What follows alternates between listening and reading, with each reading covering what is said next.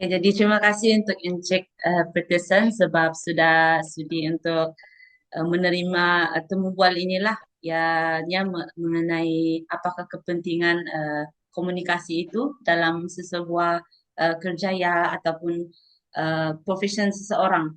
Jadi sebelum kita memulakan semua soalan-soalan yang akan saya ajukan, saya ingin bertanya kepada Encik Peterson tentang latar belakang pendidikan yang Encik Peterson adalah mengenai kerjaya Encik Peterson. Alright, good afternoon. Good evening lah ya. Sekarang hari ini Evening. sudah lebih kurang jam 7 something. So, first of all, my name is Peter Senianti. So, I'm a lawyer by professions. I study at UM, University Malaya. So, I graduated in 2006. So, I've been practicing as a lawyer since 2006. To date, around 19 to 20 years in practice. So I believe, the the questions or whatever you ask regarding communications is I can say is very tepat lah, orang yang tepat ataupun how can I can say the view from a lawyer is perhaps is helpful.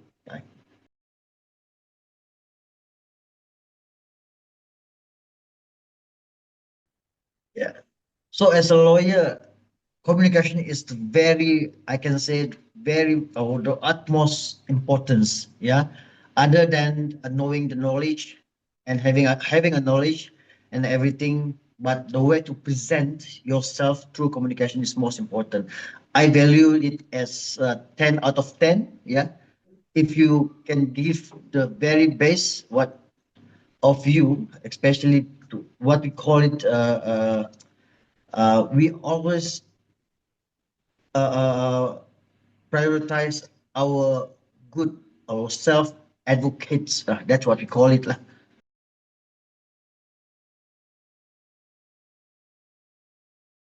Kemahiran terpenting ialah we talk with authority. We won't speak or communicate with, you know. So from sorry for my words. Or what happened is kita bukan cakap seperti kata tin kosong lah. Ya, Mm-mm. apabila kita menasihati klien ataupun berhadapan dengan mahkamah, kita mesti mempunyai fakta atau bukti untuk support apapun yang kita katakan, dan cara kita present or communicate or present ourselves di hadapan anak buah ataupun ke mahkamah ataupun sesiapa uh, haruslah satu dengan penuh keyakinan dan saya cadangkan sentiasa bertenang sebab tanpa ketenangan kita akan bercakap macam can say macam apa tu hanky panky tunggang langgang lah.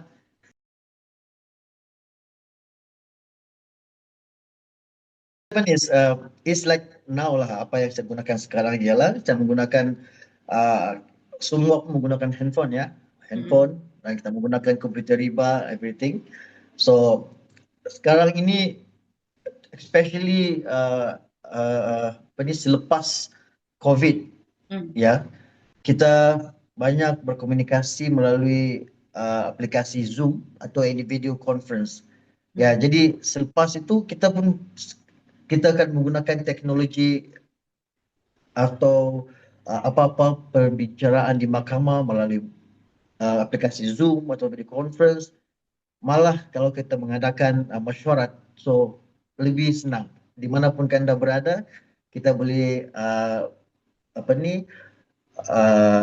berkomunikasi ataupun berhubung lebih senang dimanapun anda berada.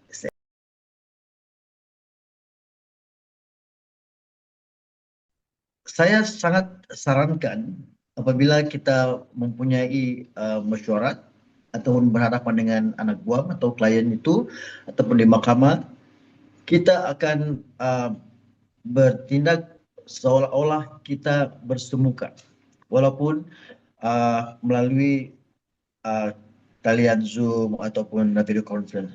Sebab kalau contohnya kan di mahkamah, Hmm. kami berhadapan dengan satu proses yang formal dan kita menghormati mahkamah. Dan apabila kita berbuat demikian, pertama sekali uh, seperti as if we are in the court. So maksudnya dressing is must be properly attire, full attire with all the proper dressing like that lah. With the client, of course lah kita pun dengan berpakaian yang sesuai yang mungkin lah, ya. Dan pastikan elak gangguan, talian yang bagus, Hmm. seolah-olah kita berhadapan sesama lah.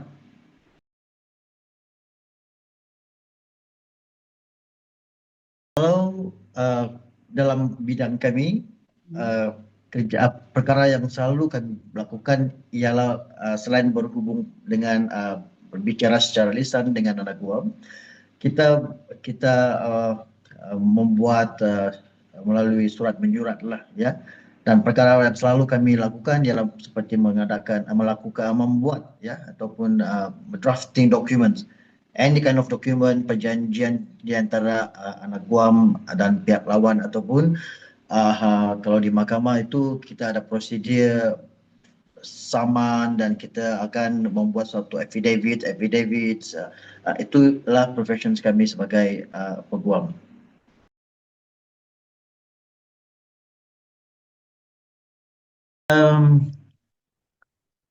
Yang terbaik ialah kita mengekalkan formality di dalam surat menyurat ataupun baik walaupun kita sedang berhubung melalui email, Hmm. ya, formality tetap dijaga, bahasa harus dijaga, ya. Kemudian kita tidak perlu cakap so panjang, ya, Hmm. dalam email atau surat menyurat.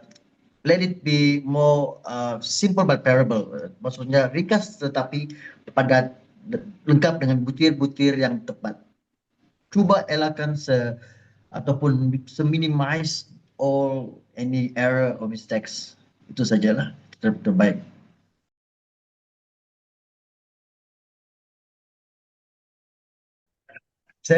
Dalam persoalan ini apa yang saya dapat tangkap ialah bahasa tubuh lah, ya kan. Gerakan semasa kita menyampaikan sesuatu kepada sesiapa lah,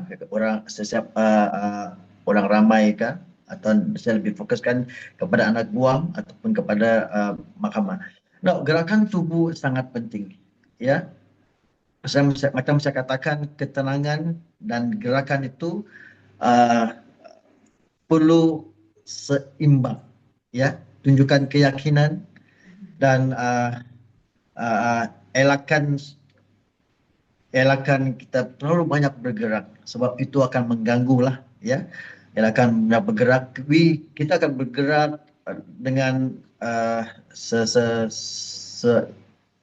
seimbang yang mungkin, Ya, ya, ya. ya. Ya, ya. Dan daya intonasi pun sangat penting, ya, sangat penting. Dan apabila kita menyampaikan, Hmm. sebab itu adalah suatu daya tarikan, bila kita dapat membawa, bila kita menyampaikan kepada seseorang, gerakan tubuh, gerakan tangan ataupun mata, kita akan melihat kepada orang itu. Tunjukkan apa tu interest, show your interest, you are giving something dan you want somebody to look into you. Jadi kita harus sama-sama memberikan kita katakan tumpuan lah. Maksud contoh sekali yang paling penting ialah apabila orang berkata dengan kita, jangan berpaling muka. Sila dengar dan memberikan hormat, ya. Ya. Gerakan tubuh menunjukkan how you respect to the others also. Hmm.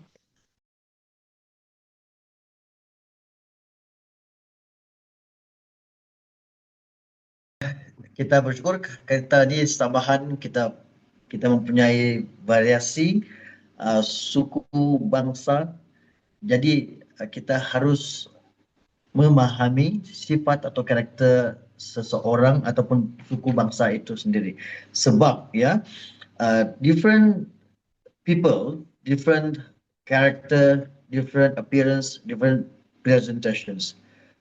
Contohnya bangsa Cina, cara mereka bercakap, cara pemahaman, logat itu, Indian pun sama, kemudian Melayu pun sama. Lebih-lebih lagi kalau kita Bumi Putra Sabah, ya, Bumi Putra Sabahan ini mempunyai banyak suku-suku kaum. Ada yang kita boleh katakan bahasa pasar, Iya. ya.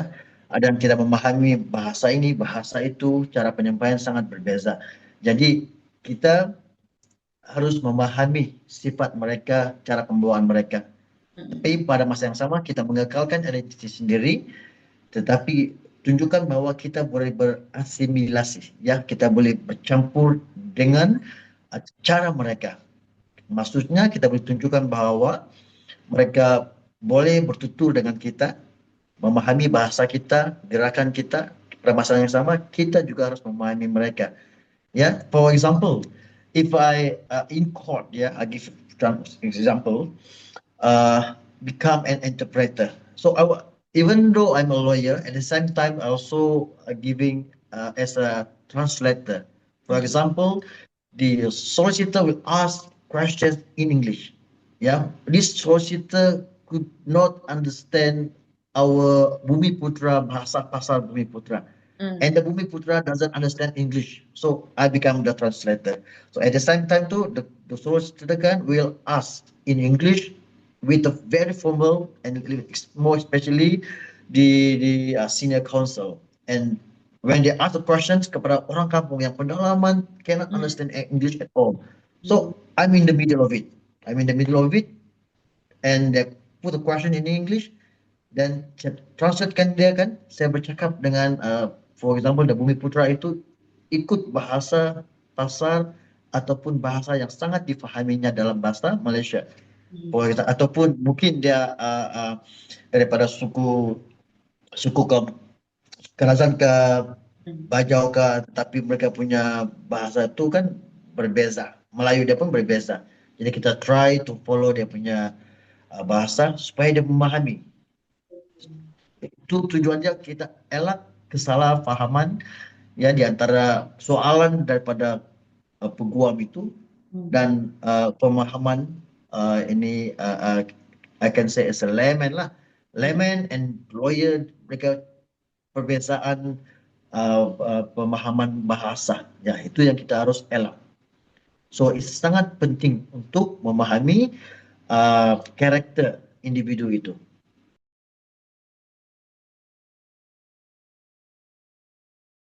Saya mulakan dengan mengatakan bahwa setiap orang mempunyai hak memberikan pendapat dan mempunyai hak untuk bercakap, ya, dan macam mana mengurus sekiranya, ya, berlaku tidak sependapat, ya. Saya fahamkan itu soalan dia kan. Jadi perkara begitu kan, kita what we can say is you must give and take lah, ya. Avoid any argument if possible. Speak very calmly and don't trigger the others. Yeah, the moment you trigger the others, what of course dia akan lawan. So as a lawyers, yeah, I need some people didn't know the lawyers. We always make sure we speak with the other counsel calmly. Don't start the fight. The moment the others start the fight, because we always different opinion one, but mereka dia punya pendapat atau bukti yang dia ada, dan kita punya ini satu ini kan pemahaman, the way our view is different. Jadi tenang itu harus, dan lebih penting sekiranya ada individu ataupun mediator, we call it orang tengah, untuk sebagai memberi menjaga suasana perbincangan itu supaya berjalan dengan lebih lancar lah. For example, if you look at the dalam suatu forum, there's one individu yang akan mengendalikan all the panel macam tu. So that's how we tackle the issue and to avoid any argument and fights between parties.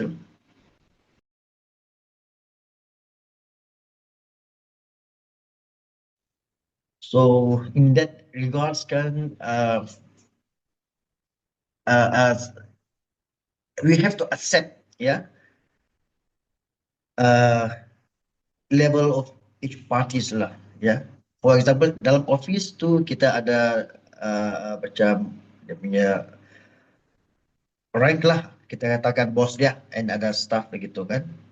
Jadi bila kita pada masa yang sama kita harus menjaga hati, tetapi pada masa yang sama itu ketegasan itu jangan dilupakan sebab ah, kita tidak boleh memberikan ruang people taking advantage.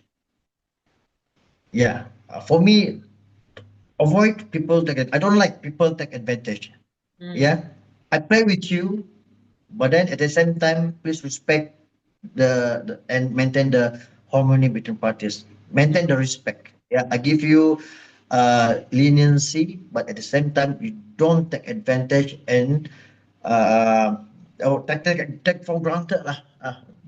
Dia sangka bos itu tidak akan marah ataupun dia biarkan begitu saja. So tak boleh buat macam itulah ya. Kita santai, kita friend, we can be friend, but at the same time I be your boss. It's just like that. Itu saja.